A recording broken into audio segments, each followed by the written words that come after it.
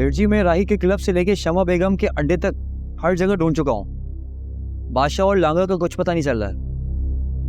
तुमने उनके तमाम जानने वालों से पूछताछ की है क्या? जी सेठ जी, वो कहते हैं कि उन्होंने कहीं दोनों से उनकी शक्ल ही नहीं देखी है। कहाँ जा सकते हैं दोनों निकम में? अच्छा, वो काम ही नहीं हुआ सेठ जी जो आपने दिया था। जिब्रान अभी जिंदा है।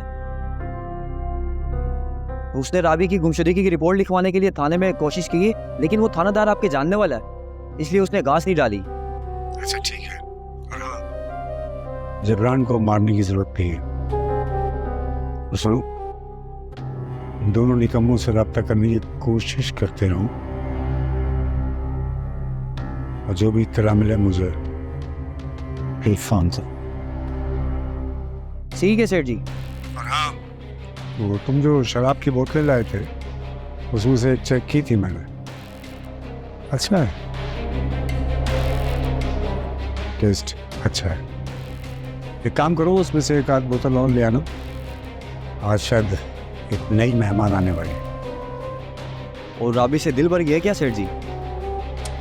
अरे हाँ, जब से मैं क्या पता, जब पता चला कि वो हामला सारा मजा करके रहा हो, उसी बदमज़गी को दूर करने के लिए एक नई मेहमान बुलाई। और हाँ, एक काम करो, उसको ले जाके घर के आसपास कहीं छोड़ दो। वो तो आजाद होकर डंडोरा पीटेगी सेठ जी। मैंने उसको समझा दिया है कि आइंदा ऐसी हरकत की तो अगवा नहीं किया जाएगा, जान ले ली जाएगी। और तुम भी उसको डरा धमका देना, जान से मत मार। ठीक है सेठ जी, आपके हुक्म की तामीर होगी।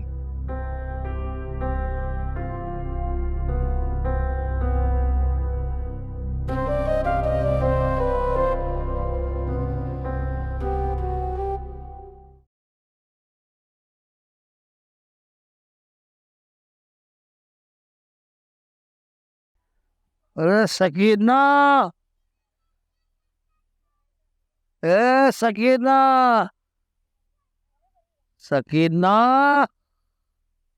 आहा, ए सकीना, अरे भाई नाश्ता ले आ जल्दी से, काम पे देर हो रही है। आ रही हूँ, चाय तो डालने दे, गरम गरम चाय। आह, ले। सब अल्लाह, ओह, बिस्मिल्लाह और रहमान रहीम।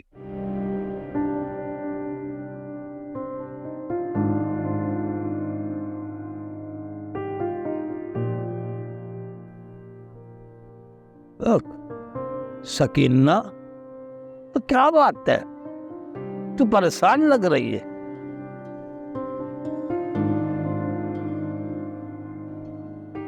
तो कुछ बात तो नहीं रही मेरे से?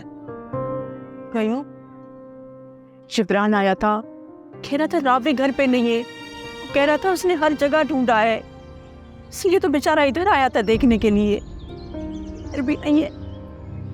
अरे तू ये बात अब बता रही है मुझे सकीना? क्यों? रात को तुम देर से आए थे और थके हुए थे, इसलिए मैंने सोचा तुम्हें परेशान नहीं करूं। मैंने सोचा सुबह तक जिब्रान कोई अच्छी खबर ले आएगा, लेकिन अभी तक नहीं आया है। पता नहीं कहीं नया दिन घबरा रहा है। तो मेरी राबी कहाँ होगी, कहाँ उसे ढूंढूं, कहाँ जाऊं मैं, मुझे समझ में नहीं आ रहा।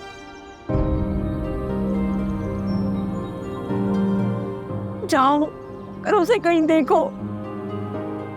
ये तुम्हें पता है, जिब्रान कह रहा था सेठ दाऊद के बंदे जो है ना, उसके पीछे पड़े थे, उसको मारने की कोशिश कर रहे थे, लेकिन अल्लाह ने उसे बाल बाल बचा दिया। मुझे तो यही लगता है उन्होंने तो अल्लाह न करे मेरे राबी को नहीं उठाया। इसका मतलब है सेठ दाऊद अब भी मेरी राबी और जिब्रान का दुश्मन बना हुआ।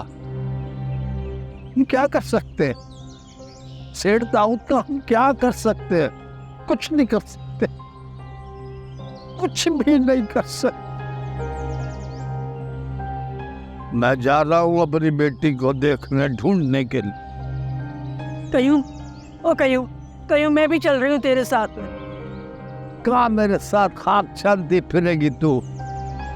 तू घर में रह, दुआ कर, मुसल्ला बिछा और दुआ कर राबी के लिए, सब अच्छा करेगा अल्लाह, इंशाअल्लाह इंशाअल्लाह।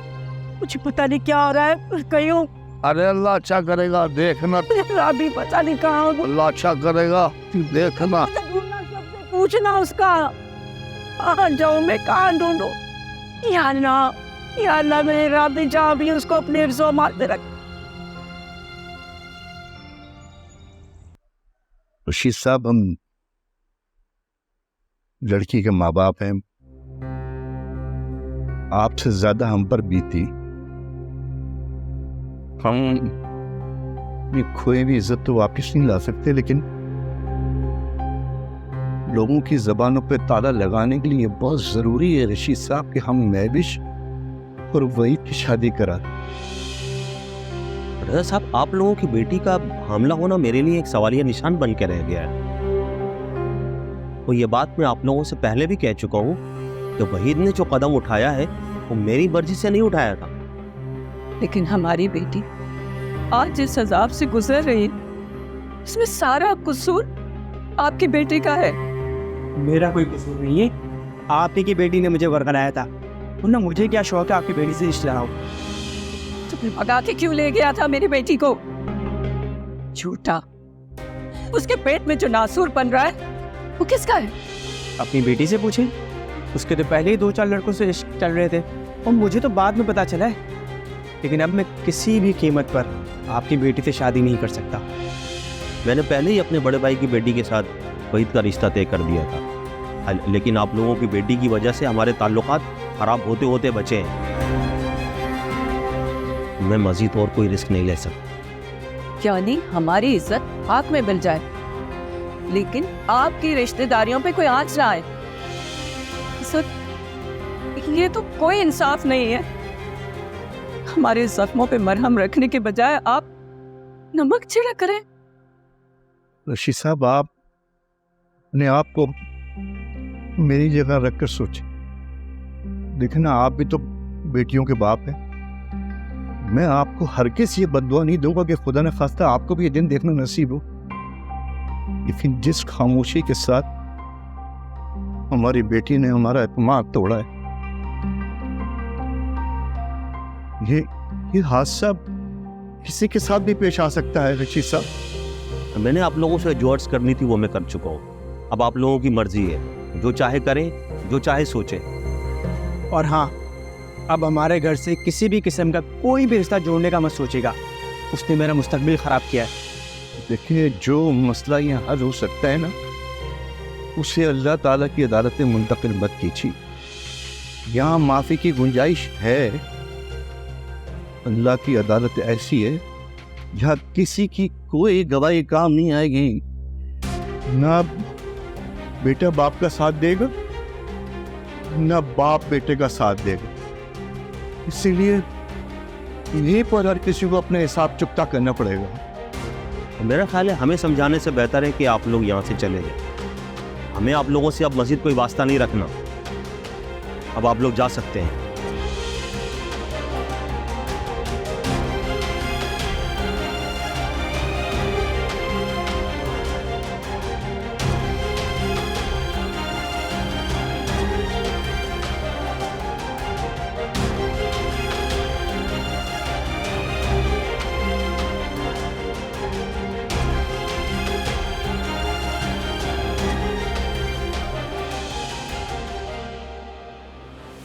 जुबैदा,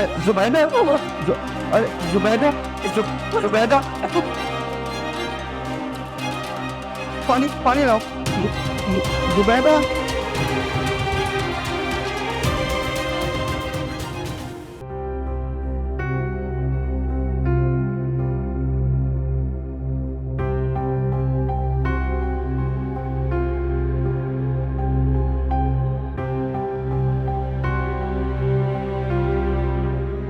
फजल ठीक हो?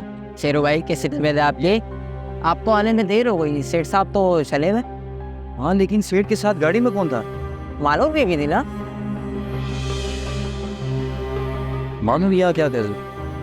वो हर हफ्ते इसी टाइम जाते हैं और रात को डिनर के बाद वापसी आते हैं। मम हर हफ्ते आती है यहाँ? वो क्या करने आती है यहाँ पे? अरे शेरू भाई, आप तो जानते हैं सेठ साहब कितने रंगीन मिजाज के आदमी हैं। आपको पता है कोई लड़की क्यों आएगी सेठ साहब को पास? क्या बात है शेरू भाई, परेशान से लग रहे हो आप। दिल का मामला तुम नहीं समझोगे फजल। दिल का मामला क्या मतलब? मानूर बीबी और आपका ये? हाँ फजल, मानूर से मोहब्बत करता हूँ मैं। इसका मतलब मानूर बीबी आपको धोखा दे रही है? आप बताओ आपके में क्या काम आ सकता हूँ? अगर तुम मेरे साथ देना चाहते हो तो शेठ दाऊद और मानूर के आते ही मुझे इतला कर देना। शेरू भाई, मैं आपके साथ हूँ। मानूर बीबी ने आपके साथ बेवफाई की है तो इसकी सज़ा उसे ज़रूर मिलनी चाहिए। ये जैसे ही दोनों आते हैं मैं आपको कॉल पे इतला। मैं तुम्हारी कॉल का इंतज़ार करूँगा फजल। ठीक है शेरू भाई। हाँ लो।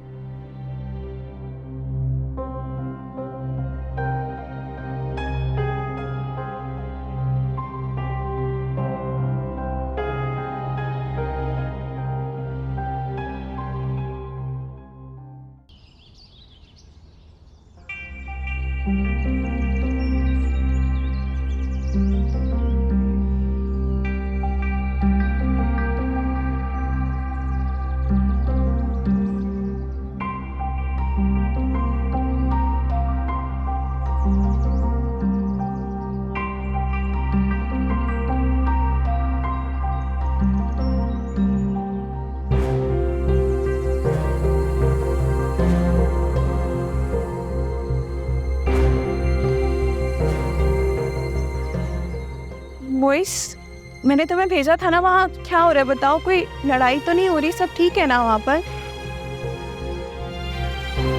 क्या हुआ मोइस? जी वो उधर गया था तो लोग कह रहे हैं कि जुबैदा आंटी को हार्ट अटैक हो गया। क्या कह रहे हो तुम? अपने होश में तो हो? जी वो लोग कह रहे हैं कि उन्हें सांसें नहीं आ रही।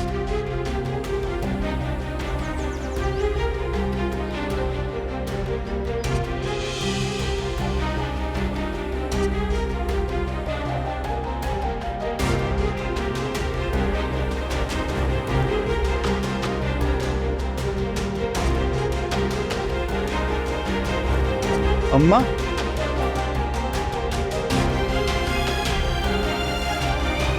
पापा को क्या हुआ पापा? बेटा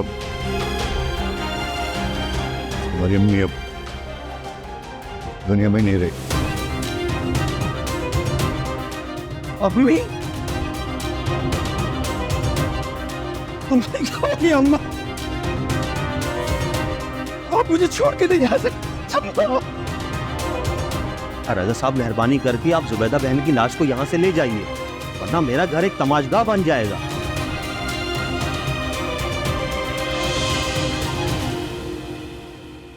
तमाशा तो अब तुम दोनों का बनेगा। ये तुम क्या कह रहे हो शहजाद? मेरी माँ की लाश उस वक्त तक यहाँ से नहीं उठेगी जब तक हमारे साथ इंसाफ नहीं हो जाता। तुम्हारे ये मफरूजे समझने के लिए मेरे पास वक्त नहीं है। उठाओ अपनी माँ की लाश को और चलते बनो यहाँ से। मैं एक मिनट के लिए भी तुम्हारी माँ की लाश को यहाँ रखने के लिए तैयार नहीं हूँ। लगता है कि तुम्हारा ज़मीर सो गया। एक तरफ तो तुम लोगों ने हमें जिल्लत की भट्टी में छोड़ दिया और तुम्हारी नारवा सलूक की वजह से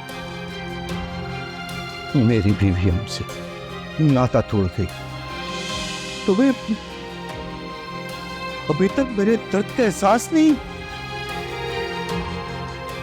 बचाल है कि तुम्हें जरा सी भी इंसानियत बाकी रह गई। अरे तुम लोग इंसान हो गए जानवर। लगता है आप लोग इस तरह नहीं समझेंगे। मैं अभी मोहल्ले के लोगों को जमा करता हूँ, वो इनकी लाश को घर तक पहुंचाएंगे।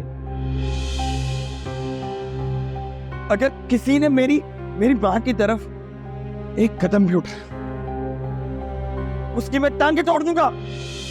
शहजाद, तुम हद से बढ़ रहे हो और मेरी शराफत का नाजायज फायदा उठा रहे हो तुम। तुम लोगों की वजह से मेरी बात दुनिया से चली गई।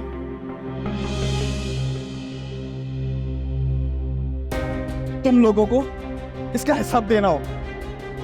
तुम्हारी माँ खुद मरी है, हमने कौन सा उसे गोली मार दी? लेकिन मेरी माँ की मौत के जिम्मेदार तुम दोनों। तुम दोनों की इनकार की वजह से मेरी माँ दुनिया से चली गई। आज खून का बदला खून से लिया। खुदारा रजा साहब, आप अपने बेटे को समझाइए।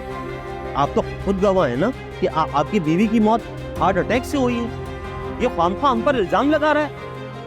आपके समझने की बारी आई है शशि साहब। हम तो अपनी नादानी में, नासमझी में और खामोशी में अपनी सजा भुगत चुके। आपकी बारी है तो कदम उखड़ गए। ठीक कहता है मेरा बेटा, अब आपको इसका हिसाब चुकाना पड़ेगा। आप इस वक्त चाहते क्या है मुझसे? आपसे नहीं, आपके बेटे से। चलो ऐसे ही सही। आपका बेटा मोहल्ले वालों के सामने इस बात का इकरार करेगा कि मेरी बेटी जिस हाल में भी है उसको कबूल करेगा। मैंने आपको पहले ही बताया ना, मैं आपकी बेटी से शादी नहीं करूंगा। वो एक आवारा लड़की है, बेगैरत इंसान। तुम्हारी जुर्रत कैसे भी मेरी बहन को। रजा साहब, जो बात मुमकिन ही नहीं उसे बार बार दोहराने का क्या फायदा? मैंने आपको पहले भी बताया था कि ये रिश्ता किसी सूरत नहीं हो सकता। लिहाजा अब आप मेरी जान छोड़िए। नहीं ऋषि से, अब इस रिश्ते को आपको मुमकिन बनाना ही पड़ेगा, वरना मेरी बीवी की मौत की जिम्मेदारी कबूल करना पड़ेगी। हम दोनों चीजें कबूल करने के लिए तैयार नहीं है। लिहाजा आप मेरे सब्र का इम्तिहान न लें और इस लाश को उठाएं, वरना मैं पुलिस को फोन करके बुलवाऊंगा। पुलिस को आप नहीं बुलवाएंगे, हम बुलवाएंगे, क्योंकि मेरी बीवी की मौत आपके घर में हुई और इसके जिम्मेदार आप लोग हैं।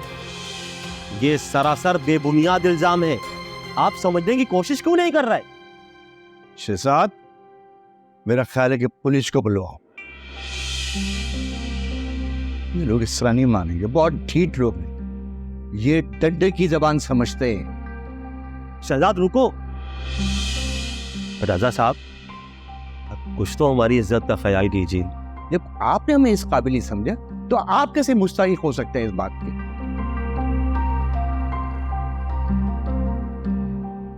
महविश बाजी, महविश बाजी, महविश बाजी।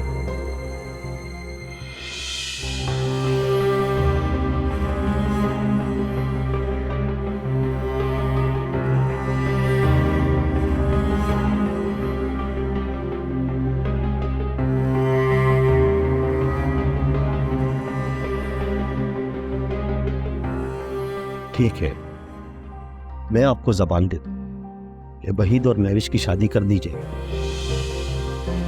लेकिन फिलहाल अभी आप जुबैदा बहन की तदफीन का इंतजाम कीजिए।